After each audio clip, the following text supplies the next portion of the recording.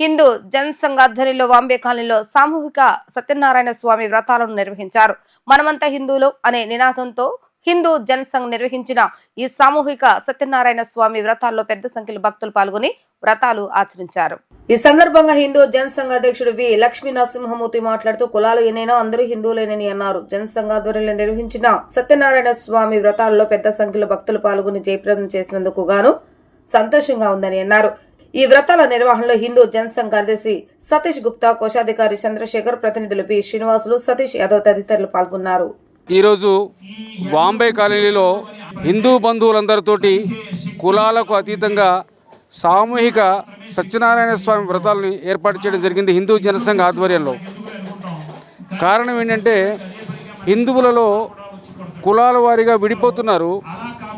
మనకు కులాలు కాదు ముఖ్యము, మన సనాతన ధర్మము, మన ధర్మమే ముఖ్యము.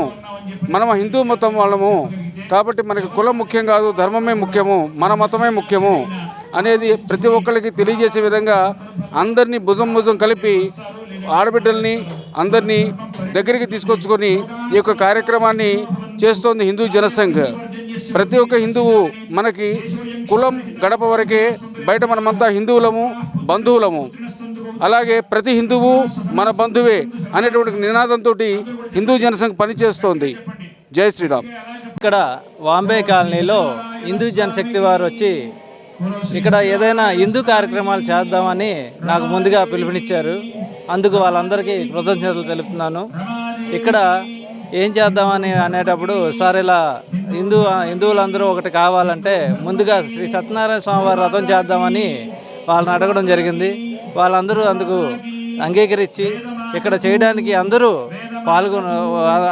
వాళ్ళంతా వచ్చి చేస్తున్నారు. ఇందులో హిందువులంతా ఒక 250 ఫ్యామిలీ భార్యాభర్తలు ఇక్కడ శ్రీ సత్యనారాయణ స్వామి వ్రతాన్ని జరుపుకుంటున్నాము. అందుకు చాలా గర్వంగా ఉంది. అందుకు మరొకసారి ఈ హిందూ జనశక్తి ఆగ్రహించిన అందరికీ నా మనస్ఫూర్తిగా కృతజ్ఞత తెలుపుకుంటున్నాను. ఇక్కడ వాంబే కాలనీలో సామూహిక సత్యనారాయణ వ్రతాలు చేయిస్తున్నాము.